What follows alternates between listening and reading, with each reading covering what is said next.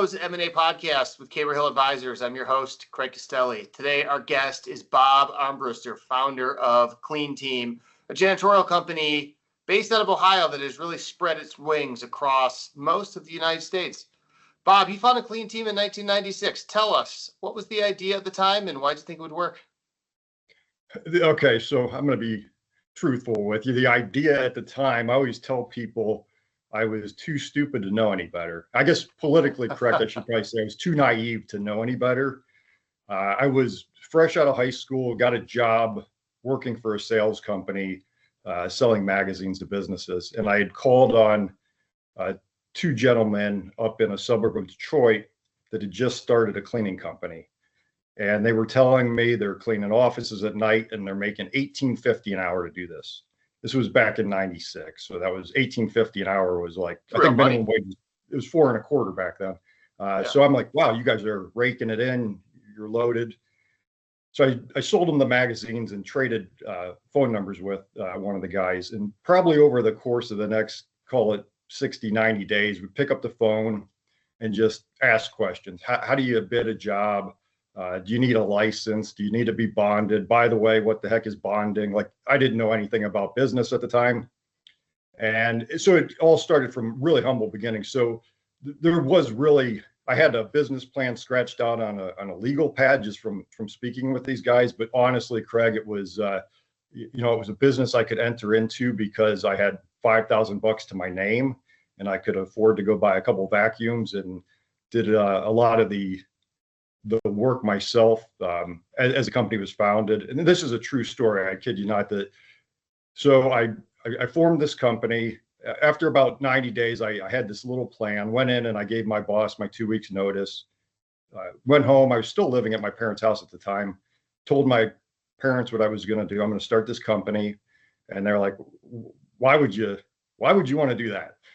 And I kind of just said, I'm going to give this a try. They really wanted me to just go get a college degree. And my dad's like, you can live here rent free. You can just go get your degree. And hard offer to pass up. But I thought, no, I want to give this thing a shot. I got an idea. So I got some business cards printed up. Second door I knocked on. I said, hey, I'm Bob. I got this little cleaning company. Can I give you a quote on cleaning your office? And they said, sure. And they hired me a week later. I started cleaning the building and I thought, man, this is going to be a piece of cake. Like that was easy. Well, I knocked on like 1,000 more doors before I got my next customer, but that's how it happened, Craig. It was all kind of dumb luck, hard work. And, over the years, we did some things to educate ourselves, but that's the story of how it started. So no, big thesis on the industry or the janitorial business. That's amazing, though. I mean, that's how real businesses are built. And at the time, you're knocking on doors during the day, and then you're physically cleaning the offices yourself at night.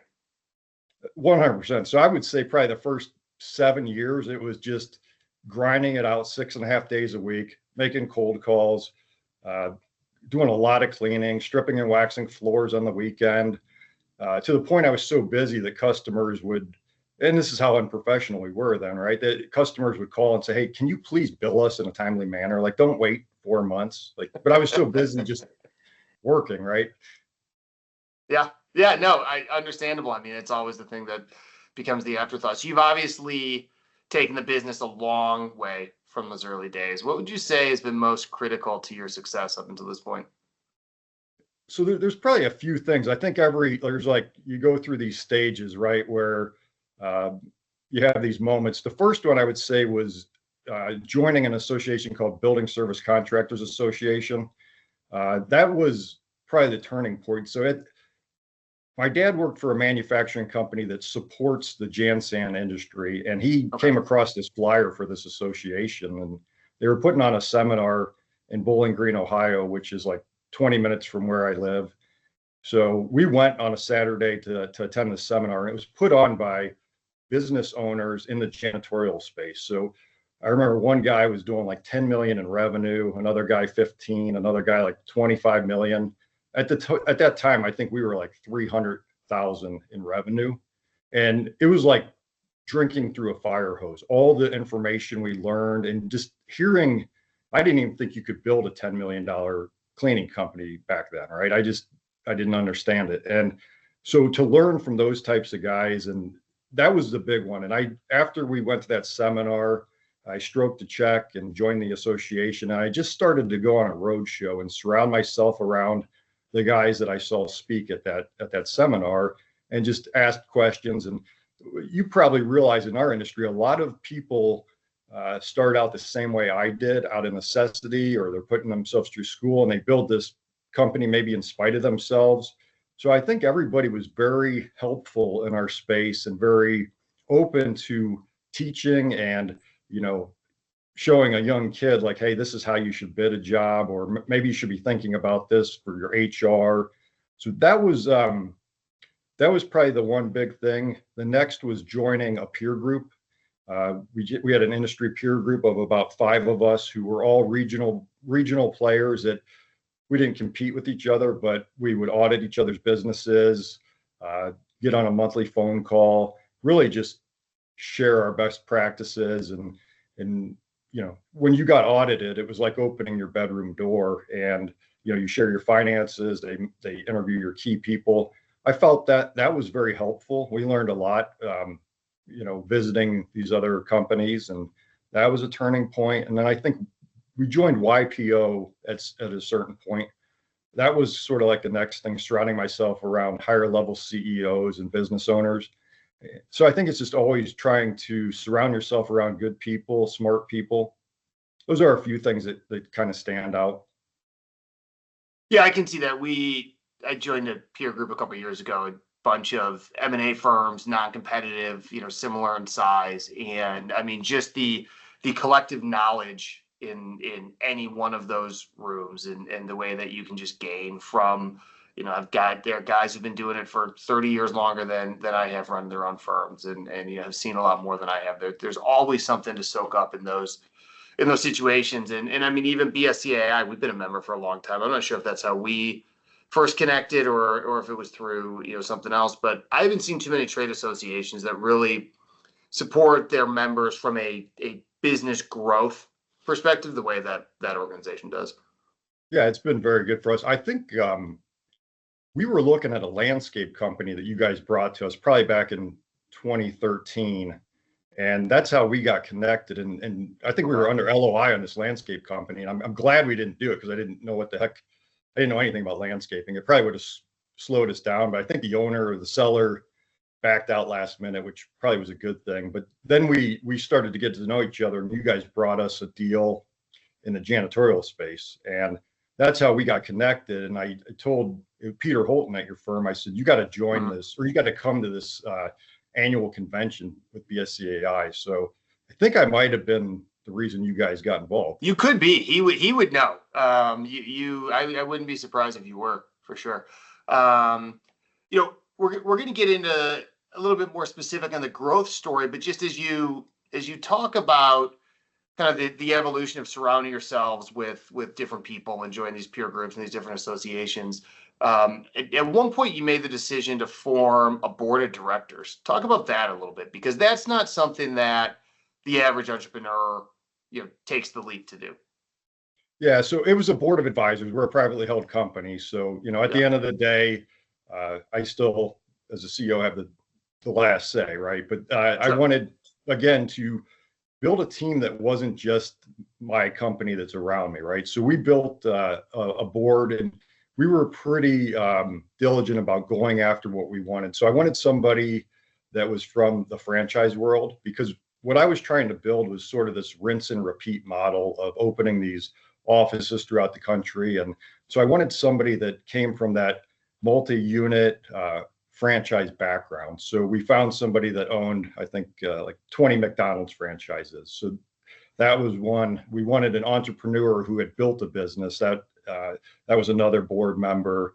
We wanted somebody from the industry. So we found a supplier that we work with and added him to the board. So it was, that was great, because you get a different perspective. I think when you're running the business and you're grinding, you have blinders on, and somebody comes in and says something, and it's like, oh my gosh, why didn't we think about that? So it was just that the different opinions and connections that they could bring to the table. We had that board of advisors for several years. And you asked about, kind of back up to your other question about what was some things that were real turning points. We started on a platform called EOS. I'm not sure if you're familiar with EOS. No, we've done it ourselves. Yeah. And we've been an EOS company for the last 4.5 years. That somewhat replaced that advisory board, just because there's a lot of meetings with EOS, as you know, and we felt like, boy, we're just, that's made a huge difference. And I would encourage anybody that doesn't, any entrepreneur or business owner, to just read the book Traction. It's a simple philosophy of, how to run your business. It's not software or anything. It's a philosophy on running your business, it's very simple. It's like I could tell somebody how to stay in shape, right? Like that's a very simple concept. You eat healthy and you work out every day. Simple. But the problem is nobody does it. Nobody wants to put in the work. So it's the same thing with EOS. The concept is simple, but the principles are, it's difficult to put in action because it's real life stuff. Sorry, that was a long accountability aspect. The accountability, the getting the team to row in the same direction, making sure you got the right team. Yeah, exactly. I mean, I think anybody can set a goal, getting that team buy-in and then finding a way to, have consistent accountability while also maintaining, the culture, keeping everybody on board as a team, avoiding the pointing fingers while maintaining accountability. I feel like I keep saying that it's an art. It's not a science. Following that process, having that outside, advisor from EOS help you implement it, really can do a lot of great things. We would not have been able to implement it ourselves. I would say if you're thinking about it, get an advisor to help. We now run our own meetings, but we used a great implementer for probably 3 years before we felt like we could take it on ourselves. Sure. Yeah, that makes sense. So let's talk about the fun stuff. So you've grown the company tremendously. We won't get into numbers, but you've come a long way from those days of 300,000 in revenue and cleaning the buildings yourselves. A lot of that has been through M&A. I guess just to set the table, how many offices do you have today? I believe we have 18 offices throughout the country. And were any of those started from scratch, or were they all acquisitions? I think there was 2 that were started by scratch. Okay. So M&A has really been the dominant part of the growth story. What has been the most successful acquisition you've made thus far? So I would say the last 2 we just acquired have been really good acquisitions. And I would say what sets them apart, I mean, I think they've all been good, right? I don't want to, but these 2, we've acquired some really talented folks. And I think that's, as you guys know, I mean, finding talent is a challenge. And so when we look at an acquisition, it's, what are we, the culture's got to fit ours. They got to have the same kind of customer mix and same kind of values, but it's really what we're buying is the team. And so these last 2, we've acquired some really dynamite folks that, are only they're going to help us grow our core business. So I think the last 2 have been outstanding. Yeah, well, that's great. And I'm sure building on years of, learning through other acquisitions up until that point. So, we have some business owners who listen to this podcast, some in the janitorial space. So unpack a little bit your acquisition profile. You've got to have a good team. You've got to have a customer base that matches, but without giving away any real secret sauce that you don't want out in the public domain. If I'm a business owner listening to this, how do I know that I'm a good fit for Clean Team? Yeah, no customer concentration issues. Got to play in the same sector we do, so we don't get into residential or retail or restaurants. So, manufacturing, general office, hospitals, higher education, those types of things we look for. We're not looking for companies that service 1 day, 2 day a week accounts. We're looking for companies that are a little bit larger. So probably that 10 million in revenue Mhm. size company have a team built out. That's Yeah. kind of what we're looking for. Well, especially if you're going to enter a new market, you need to have some level of scale to justify, that there's enough challenges opening up a new market, on their own. So you want to have a real business that you're bolting on, I'm sure. Yeah, for sure. So at this point in your career, are you thinking at all about an eventual exit? I've been thinking about an exit probably for the last 5 years, and I think what that exit is, I'm not sure that I know that yet. But I read a book years ago called Finish Big, and basically the principle is you're going to leave your business at some point, whether you die and you leave it to your kids, or the business dissolves, or you sell it to your employees, or you sell it to private equity or a family office. At some point, you will have to leave the business. So I would say probably over the last 5 years, I've really tried to just study all my options, right? I've read books on the private equity world, and I've read books on, is an ESOP the way to go? Would I want to leave it to my kids? Those are all the things that I've been asking myself over the 5 years that I've been, really racking my brain. But I think at the end of the day, I think you have to have a plan. I don't necessarily want to share my exit plan, but I have one. But it probably took me 5 years to get to the point where I felt like I was educated enough. So I feel like we're in a position now that one of the things I remember, I watched a good friend of mine build a very successful company and sold to private equity, built $1 billion business. Just he's like the American dream, right? It's what you want to Yeah. see. And I remember sitting down and just kind of picking his brain. And I said, hey, what kind of things should I be doing? And he said, just act like you're selling to private equity now and Mhm. build your business out, because all the things that you're going to do with private equity or to get your business ready to sell, probably takes about 2 years to prep your business to really get ready to go to market. So why not do all that stuff now? And because at the end of the day, you're going to be running a better company. So that's how we operate. It's like I always tell our team that we're sellable, but we're not for sale. So let's act like we're going to sell tomorrow. Let's have strong KPIs. Let's make our metrics. Let's treat this like we have to report quarterly earnings, right? And so I think that's it's kind of a long-winded way to answer your question. Yes, I have thought about the exit, and I feel like I've got a pretty good plan. How did the team react to that positioning? Let's act like we have to report quarterly earnings. I think they like it because what I've tried to do is build incentive plans around our KPIs, right? So the better they do, the better the company does. We both win. So it's we've tried to put together some comp structures where we're not capping people out. You make as much money as you want, and as long as you're doing the right things, that's great. And I'm happy to stroke that commission check. I mean, sometimes that's the best check you'll ever write. I always say, when we pay somebody a big bonus, we pay somebody a referral fee.